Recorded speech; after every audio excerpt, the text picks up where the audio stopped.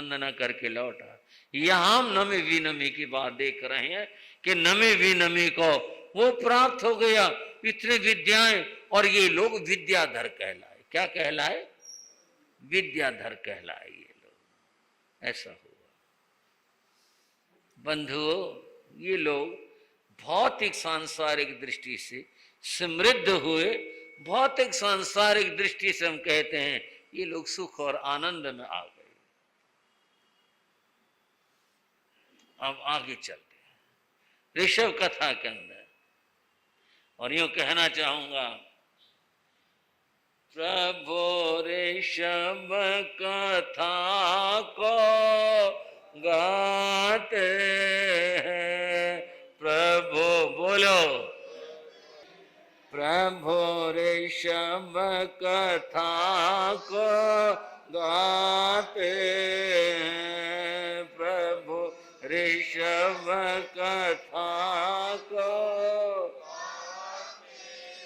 निज जीवन सफल बनाते हैं। निज जीवन सफल बनाते हैं। प्रभु ऋषभ कथा को गाते हैं। प्रभु ऋषभ कथा को, प्रभु ऋषभ कथा को गाते हैं। प्रभु ऋषभ कथा, फागुन बद 11 शुभ वेला। फागुन बद 11 शुभ वेला। सुर गण आए मंगल वेला। सुर गण आए मंगल वेला। केवल ज्ञान प्रभु पाते हैं। केवल ज्ञान प्रभु पाते हैं। प्रभु ऋषभ कथा को गाते हैं। प्रभु ऋषभ, बोलो ऋषभ देव भगवान की। बंधुओं, हम अपनी कथा में सुना रहे थे और बता रहे थे भगवान ऋषभ देव का दीर्घ सुदीर्घ तप का पारना संपन्न हुआ था, और यूं भगवान का साधना काल चलता रहा। 1000 वर्ष का उनका साधना काल था। भगवान का 12.5 वर्षों का था। अलग अलग साधना काल है, और सबसे कम जो साधना काल रहा वो भगवान मलिनाथ का था। सबसे कम साधना काल, और बाकी सबके अलग अलग सब ग्रंथों में विवरण दिया हुआ है।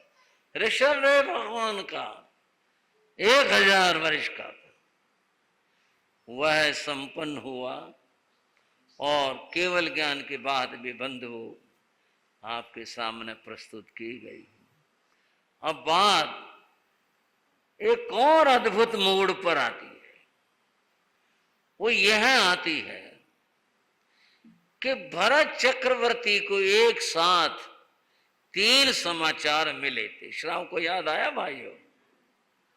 एक तो मिला था समाचार कि आपकी अयोध्यशाला में चक्र रत्न प्रकट हुआ है। एक समाचार मिला था महलों में रानी ने पुत्र को जन्म दिया।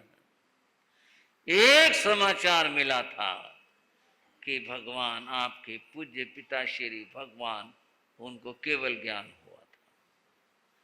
अब ये तीनों समाचार दिव्य थे। तीनों का ये महोत्सव मनाना था। और महोत्सव पहले कौन सा मनाया जाए, ये बात। बंधुओं, भरत ने निश्चय किया था कि पहले हम भगवान का केवल महोत्सव मनाएंगे। धर्म कार्य पहले है और कार्य बाद में है। श्रावक श्राविक आओ, इस बात को याद रख लेना। कोई भी बात और प्रसंग हो, धर्म कार्य और संसार का कार्य हो, तो पहले धर्म कार्य, उसके बाद में और कार्य। भारत के एक महान विद्वान हुए, उनका नाम आचार्य चाणक्य था। आचार्य चाणक्य ने एक ग्रंथ लिखा, चाणक्य नीति। चाणक्य नीति में उसने एक और बात कही, पहले और पीछे की बात बता रहा हूं। चाणक्य ने कहा, सबसे पहले व्यक्ति को क्या करना चाहिए? उन्होंने कहा, सबसे पहले आदमी को भोजन करना चाहिए। उन्होंने भोजन की बात कही, वो भोजन को महत्व देते। शतम विहाय भोक्तव्य, 100 काम सामने हो। हाँ जी, आप कहोगे ये बात काम के बताइए आज। 100 काम सामने हो तो सारे काम छोड़कर भोजन का समय हो जाए तो भोजन करना चाहिए। क्योंकि जो भी कुछ कमा रहे हैं भोजन के लिए तो कर रहे हैं। अगर भोजन की समस्या ना हो खाने की, आदमी क्यों इतने सब काम करेगा? और फिर इतने काम करे, भोजन समय पर किया नहीं, फायदा क्या हुआ? शतम भी आए भोक्तव्य, सबसे पहले भोजन करो। सहस्रम कथा माचरित, और 1000 काम हो छोड़ करके आदमी को सत्संग करना चाहिए, क्योंकि बुद्धि सद्बुद्धि वहां से मिलेगी। और तीसरी बात कही, लक्ष्यम विहाय दातव्य, आदमी को 1,00,000 काम हो छोड़कर कोई याचक आ जाए उसको दान देना चाहिए। कोटिम त्यक्त्वा हरि भजे, सारे काम छोड़कर, सब छोड़कर भगवान का भजन करना चाहिए। ये उसने एक क्रम दिया कि भी इतना जरूरी है भगवान का भजन करना, और भोजन का भी महत्व बताया। इस तरह उन्होंने इस बात को कहा। महाराज भरत ने अपने पूज्य पिताश्री या प्रथम तीर्थंकर का केवल महोत्सव मनाया। वो जैसे भी था, विशाल वर्णन है उसका, देवताओं के द्वारा, मनुष्यों के द्वारा मनाया गया सब। उसके बाद उन्होंने पुत्रोत्सव किया। अब बात है यहाँ, तीसरा जो उत्सव था वो था चक्र, जिसका नाम, जिसके बल से, चक्र रत्न के बल से वो चक्रवर्ती बने थे और बनते हैं। उसका उन्होंने जो भी सम्मान जो कुछ था वो सब किया, और फिर वो चक्र के द्वारा उन्होंने दिग्विजय की। दिग कहते हैं दिशाओं को, सारे चारों ओर जो जो था इलाका सब उन्होंने जीता। ऋषभ कथा का बड़ा मार्मिक प्रसंग है ये। सब जीतने के बाद, 6 खंड जीतने के बाद, चारों दिशाओं में विजय प्राप्त करने के बाद भरत लौटे थे। उनके सेना जो भी थी, विशालतम सेना, वो लौटी। और होता कुछ ऐसा है कि ये चक्र होता है वो उनके आगे आकाश में से घूमता हुआ चलता है, कोई शत्रु उसके सामने नहीं आ सकता। जब चक्र को सम्मान देने के लिए, उसके लिए जो भी स्थान था वहां आए और उसे प्रार्थना की कि आप यहाँ पर विराजो, क्योंकि देवाधिष्ठित होता है, इसलिए प्रार्थना की बात आई।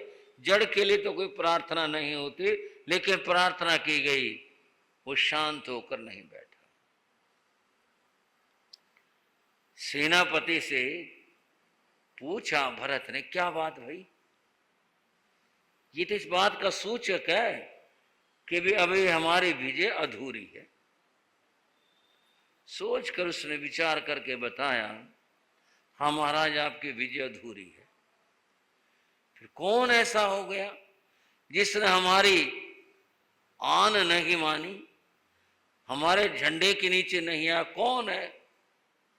थोड़ा सा मुस्कुरा कर सेनापति बोला, आपके भाई हैं। क्या मतलब? बोले आपने सबको जीत लिया, लेकिन आपके जो भाई हैं उन्होंने आत्मसमर्पण नहीं किया। अभी वो स्वतंत्र हैं सारे के सारे आपके भाई, और जब तक वो इस तरह रहेंगे ये चक्र शांत होकर बैठेगा नहीं, घूमता ही रहेगा, घूमता ही रहेगा। घूमने के बाद सुना दो कुछ आपको, आप कहोगे पूछ पूछ के सुनाओगे या कैसे सुनाओगे? भिवानी की बात अब मैं ये किताब से नहीं सुना रहा, अब मैं यह पूज्य पुरुषों की बात सुना रहा हूं, भिवानी की बात।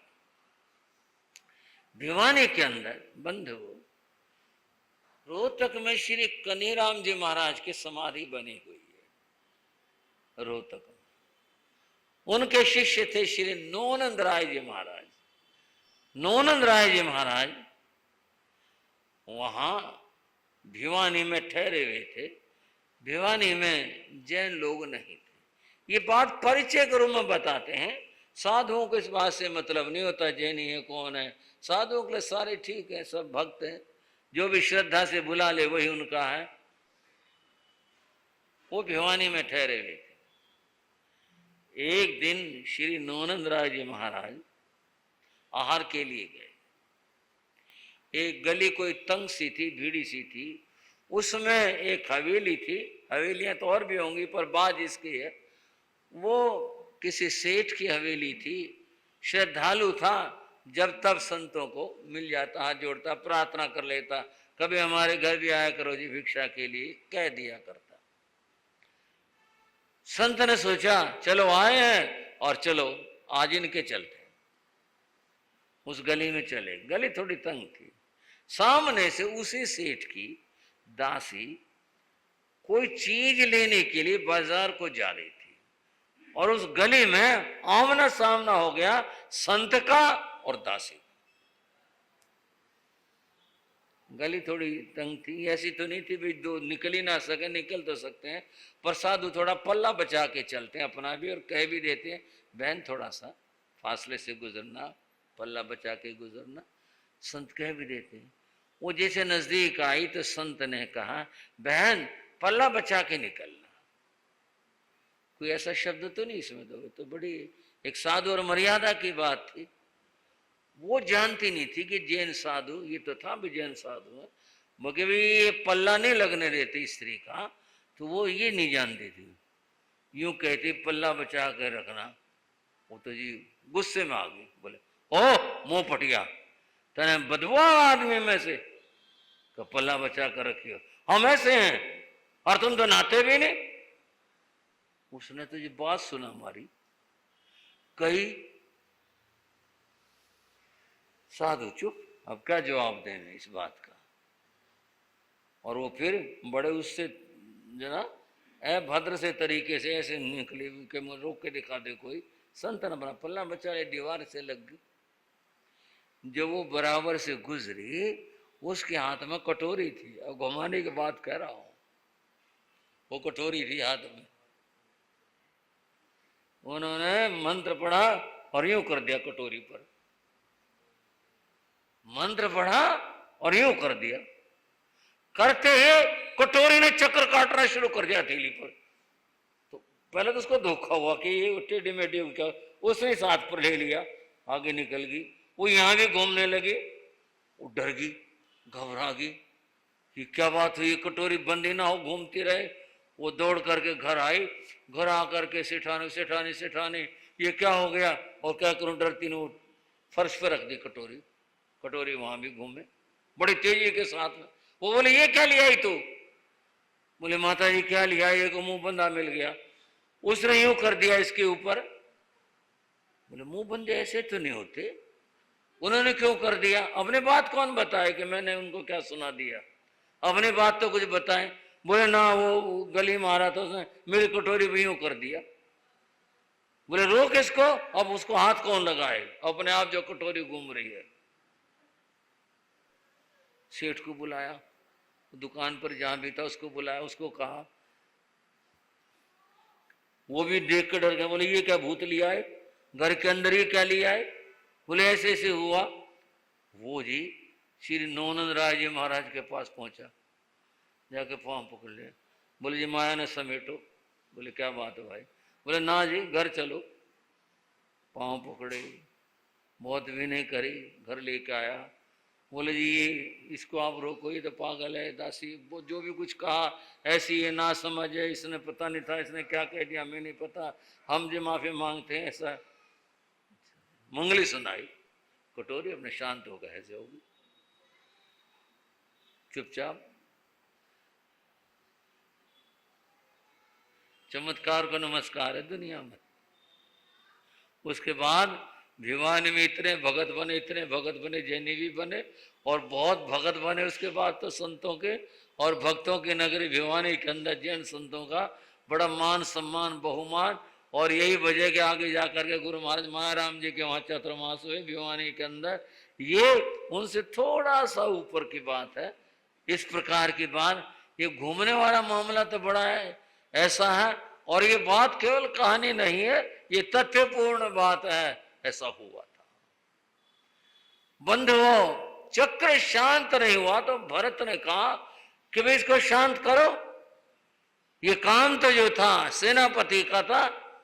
बोले जी ये शांत नहीं होगा जब तक के सारे लोग, सारे राजा आत्मसमर्पण नहीं कर देंगे, उस समय तक नहीं होगा।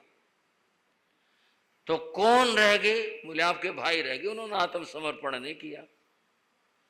तो उनको सूचना दो। सबके पास दूत भेजे गए, सबसे कहा कि भाई तुम आत्मसमर्पण करो और तभी चक्रवर्ती का राज अभिषेक होगा। सबके सब समर्पण करो।